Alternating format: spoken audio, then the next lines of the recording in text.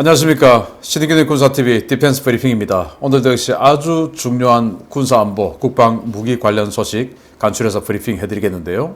러시아가 유럽연합에 대응해서 유라시아 연합, 이 군사 그냥 동맹체 그리고 정치 동맹체를 만드는 작업에 제대로 들어가 있는데 관련 소식 알려드리겠고요.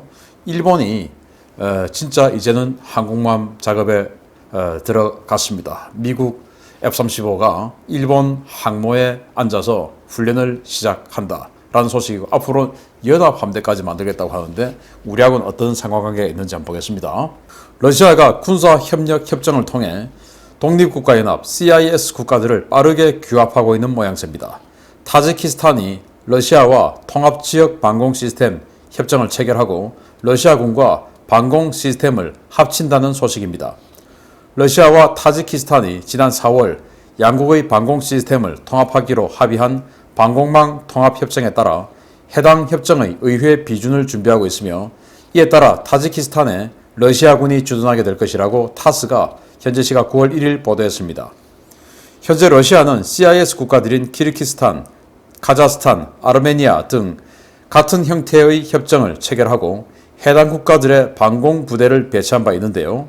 이번 조약 비준이 이루어지면 타지키스탄에도 러시아 방공부대가 전개될 것으로 보입니다.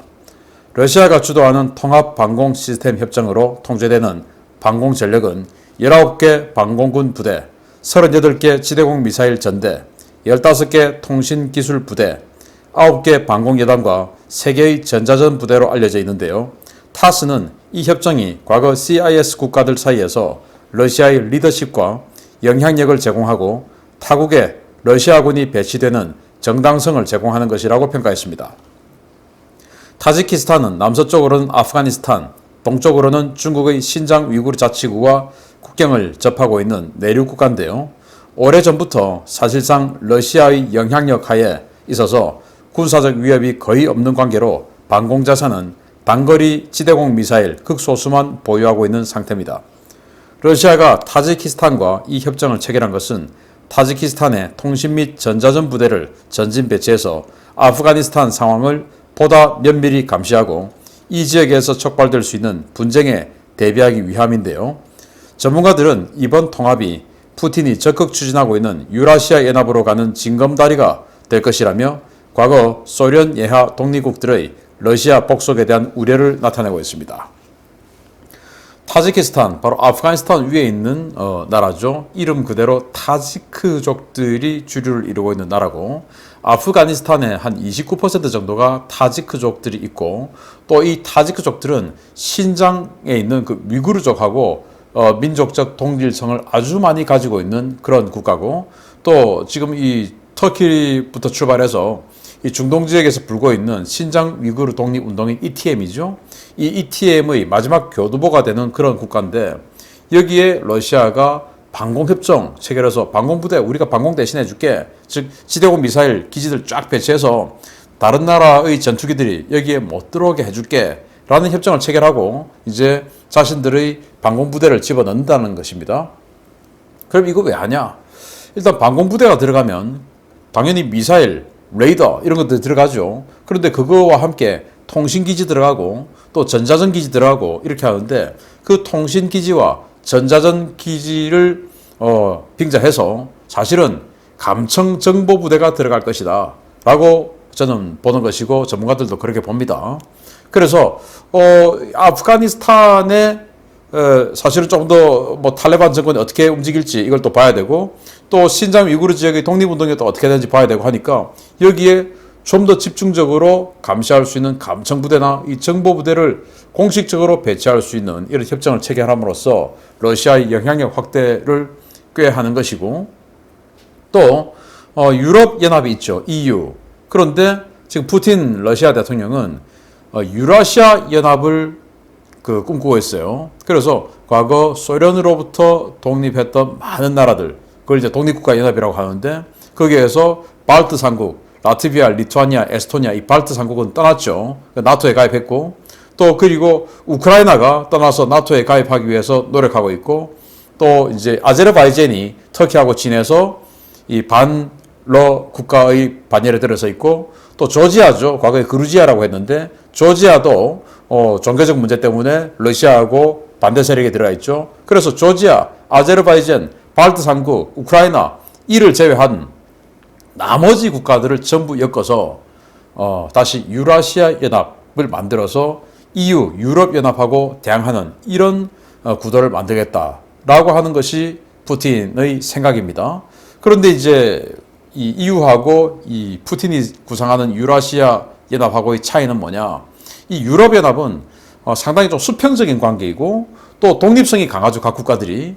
그런데 이 유라시아 연합은 수평적인 관계가 될 수가 없죠. 러시아라고 하는 어마어마한 이 군사적 강국이 나머지 위성국들을 그냥 규합해서 과거에 뭐 거의 소련에 준하는 그런 수직적인 연합체가 될 수 있다라는 우려가 있는 것이고, 그래서 소련의 부활을 노리는 것이 아니냐라고 우려를 하는 것이죠. 아무튼 과거 소련처럼 이데올로기로 뭉쳐진 상황이 아니고 이제는 뭔가 이해관계 이런 것들로 뭉쳐야 되는데, 과연 러시아가 그 정도의 군사적 경제적 서비스를 제공할 수 있을지 좀 의문스럽긴 합니다만은, 어쨌든 이런 식으로 푸틴이 하나하나 영향력을 넓혀가고 있다라는 소식을 알려드리고요. 두 번째입니다. 일본의 항공모함 전력화가 빠른 속도로 진행되고 있습니다. 불과 2달 후인 올해 11월부터 주일 미군 F-35B 전투기의 이즈모 시범 탑재 운용이 시작된다는 소식입니다. 미 해병대의 F-35B 전투기는 올해 11월부터 일본 전투함에서 작전을 수행할 것이라고 데이비드 버거 미 해병대 사령관이 현지 시각 9월 1일 밝혔습니다. 버거 사령관은 전략국제문제연구소 CSIS와 미 해군 연구소가 공동 주최한 해양안보 다이얼로그에서 미 해병대 F-35B는 일본 해상자위대의 헬기 구축함 2척 중에 한 척에 탑재될 예정이며, 이는 미 해병대 F-35B 비행대가 영국 항모 퀸 엘리자베스에 탑재했던 것과 유사한 프로그램으로 이어질 수 있다라고 밝혔습니다. 버거 사령관은 또 우리는 실제 작전 배치까지는 가지 않겠지만 일본 함정에서 미 해병대 F-35B 전투기를 운용하게 될 것이다 라며, 일본 이즈모 항모가 영국과 마찬가지로 미일 연합 항모 전단의 형태로 운용될 것임을 시사했습니다. 지난달 1단계 개조를 마친 이즈모는 현재 비행 갑판과 관제 장비 일부를 수정해 F-35B 운용을 위한 기본적인 준비를 마친 상태인데요. 오는 2025년부터 함선 내부 구획 정리와 비행 갑판 형상 변경 등의 추가 개조 공사가 예정되어 있습니다. 일본은 총 42대의 F-35B를 구매해 오는 2023년부터 운용을 시작할 예정이고, 이즈모와 카가 이 두 척을 2027년까지 모두 개조해서 두 척의 항공모함을 보유할 예정인데요.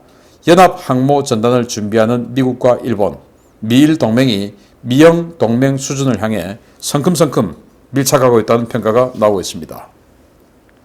일본이 이 4만 톤, 일본은 2만 7천 톤이라고 하는데 사실 덩치도 아무리 봐도 한 4만 톤 정도 돼요. 이 만재 4만 톤 가까이 되는 이 이즈모, 그리고 이 이즈모의 이번함인 카가, 이 두 개의 자기들은 구축함이라고 하는데 구축함 아니죠, 아만 봐도. 이걸 항모로 개조하는 작업에 들어갔고, 그 1단계 개조 공사로 이즈모를 개조를 마쳤어요. 지금은 이제 이렇게 헬기를 탑재하는 헬기 대잠모함이었는데, 이걸 이제 F-35 전투기가 이착함하기 위해서는 무게도 더 무거운 그 항공기를 버틸 수 있는 갑판의 강도, 그리고 F-35B의 엔진열을 견딜 수 있는 갑판의 어떤 그 성분, 이런 것들로 일단 개조 작업 마쳤고, 또 현재는 헬기를 중심으로 관제할 수 있는 관제 시스템이 준비가 되어 있지 않았겠습니까? 그걸 이제 전투기를 관제할 수 있는 이런 관제 시스템의 개조, 이런 것들로 이즈모의 1단계 개조 작업을 마쳤어요. 나중에 이제 모든 걸 이제 이 내부 구획 정리까지 다 마쳐야 되는데, 이제 그래서 1단계 마쳤는데 아직까지 일본의 F-35B가 안 들어왔습니다. 이게 2022년 말에 들어와요. 그래서 2023년부터 전력화되는데, 그런데 지금부터 벌써 시작한다. 즉 미국이 일본의 항모 배치 스케줄을 최소 1년 이상 앞당겨 주겠다라는 것이죠. 이건 영국의 퀸 엘리자베스 항모가 미국으로 가서 교육을 받고 운영을 하도록 해 주었던 것, 또 이탈리아의 까보르 항모에게 미국이 마찬가지로 이런 식으로 도와줬던 것하고 똑같은 스케줄입니다. 그러면서 지금 퀸 엘리자베스 항모가 우리 동북아시아에 와 있는 그 전단 구성을 보면 영국의 방공함, 데어링급 방공함이죠. 디펜더함. 그리고 23형 호위함 두 척. 이 영국 군함과 함께 미국의 알레이버크급 이지스 구축함 설리번, 그리고 네덜란드의 드제벤 프로방시안급 호위함이죠. 방공호위함, 에이파 라이더 탑재된 방공호위함 이버트센, 이렇게 해서 다국적 전단을 구성을 했는데, 지금 이 해병대 버거 사령관의 이야기를 보면 마치 영국 수준처럼 미국과 다국적 함대, 이 항모 전단을 구성할 가능성이 아주 높아졌다라는 겁니다. 자, 그렇게 되면 우리가 사실 그동안 여러 가지 미래 전략을 이야기를 하면서 일본도 항모 두 척을 가지게 되고 중국도 항모 네 척, 다섯 척 이렇게 가는데 우리도 준비해야 되지 않느냐 이런 거였는데, 일본의 항모에 대해서 뭔가 전력을 우리가 준비하는 것도 중요하지만 일본이 미국과 연합 함대를 만드는 것에 대해서, 그러면 우리는 미국과 우리도 연합 함대를 만든다든지 하는 여러 가지 이런 전략이 지금 우선이 돼야 되겠다. 일본이 항모 만드니까 우리도 만들어야지. 이것도 중요하지만 이것보다 더 앞서서 나가야 될 게, 일본은 그러면 미국과 연합 항모 전단에 미국 군함이 들어가는 이런 식으로 만드는데, 그러면 그 미국 군함에 들어가 있는 이 항모 전단하고 우리가 싸울 수 있냐? 못 싸우죠. 그러면 우리는 어떻게 해야 되냐? 우리는 중국하고 손잡아야 되냐? 아니면 우리는 동북아의 균형자니까 일본, 미국 다 필요 없고 중국 필요 없고 우리가 니들 밸런스 잡아줄게 라고 하는 그런 20년 전의 엉뚱한 그런 상황으로 다시 돌아가냐? 안 되죠. 가장 강력한 자가 균형을 잡을 수 있지, 가장 약한 자가 어떻게 균형을 잡습니까? 안 되죠. 그러면은 우리는 중국과 붙어야 되냐? 그걸 찬성할 수는 없죠.